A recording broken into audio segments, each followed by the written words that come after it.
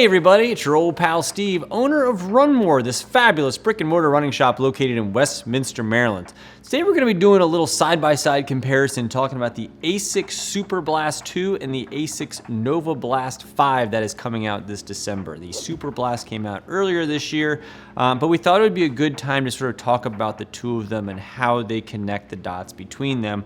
And also, I just got back from the running event out in Austin, Texas, which I know a lot of people that watch these reviews might know that a lot of other reviewers were out there as well. And this was a shoe that had a lot of hype to it. And while we were there, we actually got to see all of Asics 2025 lineup.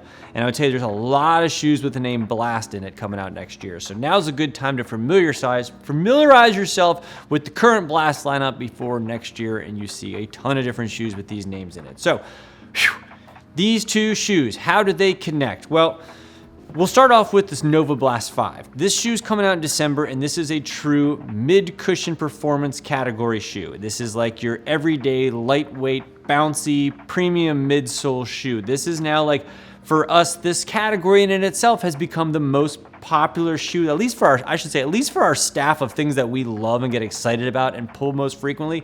It's probably shoes in this category because there's so much life and energy in it. And compared to stuff that we've been so familiar with in the industry for so many years, these performance trainers have been so exciting. And to see so many of them coming out now, it brings a lot of excitement to us, and we enjoy pulling them. And so this shoe is the new guy on the block, and it is sort of the little brother to the Superblast that came out earlier this year. So if we're just sort of looking at why these are different, mid cushion, max cushion. And that also kind of talks about why the price difference is so great. So we have a $140 shoe, which is meant for like an everyday runner, maybe somebody doing like half marathon type stuff. And then we have a max cushion shoe that's a $200 shoe. Like, this could be somebody who's maybe doing marathon stuff or wants just a higher cushion shoe.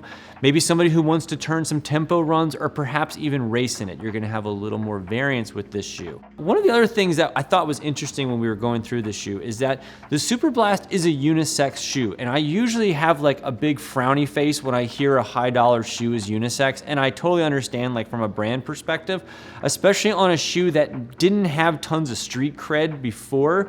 That's a big cost. And in fact, we heard it from Asics themselves that this was like one of the most expensive shoes for them to put out as far as like what the cost versus what they were selling it for. And so they went unisex just because it was sort of an expensive endeavor, and they kind of wanted to make sure that there was a market for it. And I will say, just speaking to staff here and speaking to other people, even industry-wide, who have run in this shoe this year, this has been on like the top of like everybody's list. People who have tried it, I have not heard a lot of negatives about it from anybody. So it's nice to now, if somebody doesn't want to take a swing on a $200 shoe that might not need all of the bells and whistles, you have an option for like the dip your toes in that kind of spot with the Novablast. You know, this is like your introductory shoe, and especially if you don't need as much mileage. If you're somebody who's like a 10K down or half marathon, like maybe once or twice a year, this shoe's got all the stuff that you would need. And they both have that cool new trampoline launch pad. We'll try to get a better close-up shot of that. But they both have this nice little like spot on your forefoot to give you just a little bit more trampoline-like feel through the forefoot when you're going. Both these shoes have an 8mm drop. Both feature that launch pad. And actually what's interesting too is almost the exact same weight. Both these shoes on the men's are like 8.6 ounces. And this shoe, on like as far as cushion goes, a 45mm high cushion on the high end to a 41 on this guy. So both high cushion, higher cushion here, same weight. And you can feel it putting on your foot. Like, this shoe has just, you know, you're a little off balance. Like, the cushion level on this there is quite a difference, which, you know, makes sense that it costs a little bit more, but you can feel that difference. And I will also say the other big thing is I was kind of running around with both shoes on. You certainly can feel your toe off more than this. Like, this shoe certainly, while it's a max cushion shoe, you can run very fast in this shoe. And even though this is sort of a lower profile shoe, I'm running much faster in the Superblast. And part of it also is it has a more premium midsole. They both feature different variations of Asics Flight Foam midsole. This has all kinds of turbos and boosts and all that good stuff. I'm not going to bore you with the details on it, but it's a more premium midsole, which is why it costs a little bit more than the shoe, and you can certainly feel it side by side. Now, if you weren't wearing mixed match shoes, let's just say you were a normal person and you had one or the other, it might not feel like such a drastic chasm between the two, but man, you can really feel it when you're doing a mismatched guy about how fast the Superblast is. And I think, like, even we were talking about other shoes that have come out since this shoe came out earlier this year, there's now some other shoes in this performance trainer on the high cushion side without a carbon plate, just like this shoe.